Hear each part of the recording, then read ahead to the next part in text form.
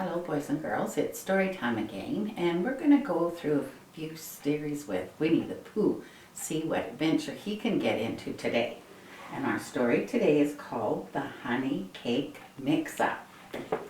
One wonderful morning when the breeze was scented with new spring blossoms, Winnie the Pooh sat on a log waiting for Roo. "I know I promised to help Roo with something today," said Pooh. "I just can't remember what that something is." As Pooh licked some honey off his paw, he said, "Now I remember. I promised to help Roo make a honey cake for Kanga's birthday party." Just then Roo arrived, ready to begin pouring and mixing and stirring and baking.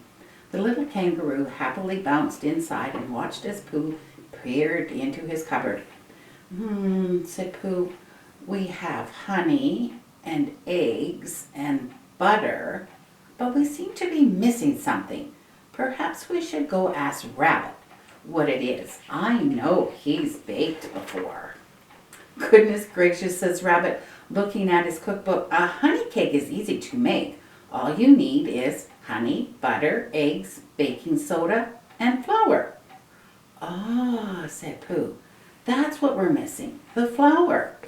Pooh was sure that Rabbit meant the kind with petals and leaves. "I give you the flour," said Rabbit, "but I'm all out."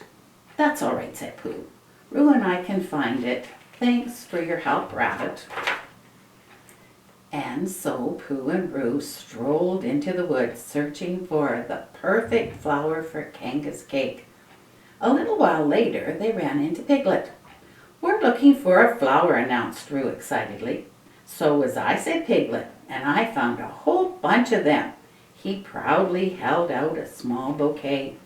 "Would you mind showing us where they are?" Pooh asked. "Not at all," said Piglet. "I'll even help you pick some." Pooh and Roo picked some flowers, then went to Pooh's house. Then they mixed them up with the eggs and butter and baking soda and honey, and poured the batter into the cake pan. They put the pan into the oven, anxiously opening the door every few minutes to see if the cake was rising. It wasn't. "Maybe we used the wrong flour," suggested Roo. "I think you're right," Pooh agreed. And so the two friends headed out again to find a different flour for Kanga's cake. It seemed as if they looked at 100 different flowers. Roo especially liked some of the tiny yellow ones he saw in the grass. "Those are buttercups," said Pooh. "We don't want to use them because we already have a cup of butter at home." After a while, Pooh and Roo decided to go see Eeyore. "Oh, good," Eeyore said. "Visitors? Or were you just waiting to go to someplace else?" "No," said Pooh. "We came to see you. We want to get your advice about something." "You do?" said Eeyore, surprised that anyone would want to ask him for advice about anything. "Such as what?" "Flowers," said Roo. "Thistles, actually," said Pooh. "How do you think they would taste in a cake?" "I don't know," said Eeyore. "Why don't you taste some for yourself?"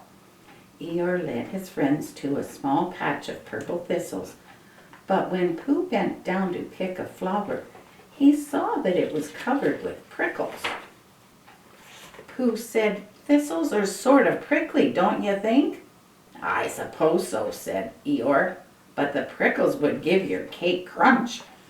Pooh imagined the prickly cake and the thistles would make.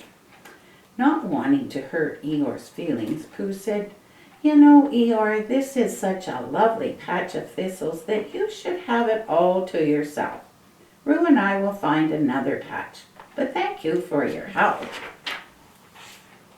After they left, Eeyore, Pooh, and Roo bumped into Tigger, or rather Tigger bounced into them. "What ya doin', Buddy Bear?" Tigger asked Pooh. "We're looking for the flour to put in Kanga's cake," explained Pooh. "Do you know where we could find one?" Roo asked hopefully. "I know where you can find tiger lilies," said Tigger. Pooh said, "You mean tiger lilies, don't you?" "Well, some folks call them that," said Tigger, frowning. but these tiger lilies have bounce. Any cake you put them in is sure to rise. What do you think, Roo? Asked Pooh. Do you want to put tiger lilies in your mama's honey cake? Oh, yes, said Roo, jumping up and down with excitement. She'll have the highest, bounciest cake ever. As soon as Pooh and Roo got home, Pooh mixed the tiger lilies with the other ingredients. Pooh let Roo stir for a while, then he poured the mixture into a pan. Before Pooh put the pan in the oven, Roo said, "It looks kind of funny." Pooh stared at the lumpy orange mixture. "That's because it's not cooked," he said. "It will look different once we bake it." But when Pooh took the pan out of the oven, nothing had changed. "Oh my," said Pooh, "this doesn't look like a cake at all. It looks like carrot soup." Roo peered at the goo. "What did we do wrong?" he asked in a worried voice. "I think we should go see Rabbit again," said Pooh. "He'll know how to fix it." Once Rabbit saw the soupy mixture, he said, "Oh, Pooh, you forgot the flour." "No, I didn't," said Pooh. "No, we didn't," echoed Roo. "Then you mustn't have used the white kind," Rabbit insisted. "Oh," said Pooh, "I see," but he wasn't quite sure that he did. "Don't worry, Roo," said Pooh. "We still have a few hours until Kanga's birthday. We'll find a white flour in no time." As they were searching, Owl flew overhead. "Hello, Owl," said Pooh. "Do you know where we can find a white flower?" "Would a white rose do?" Owl asked. "Christopher Robin has some roses in his garden. He might have a white one." "That would be splendid," said Pooh. "Yes, it would," said Owl, sitting on a branch. "By the way, did I ever tell you about my great Aunt Rose? Well, it really is quite fascinating how," as Owl chatted on, Roo and Pooh slipped away.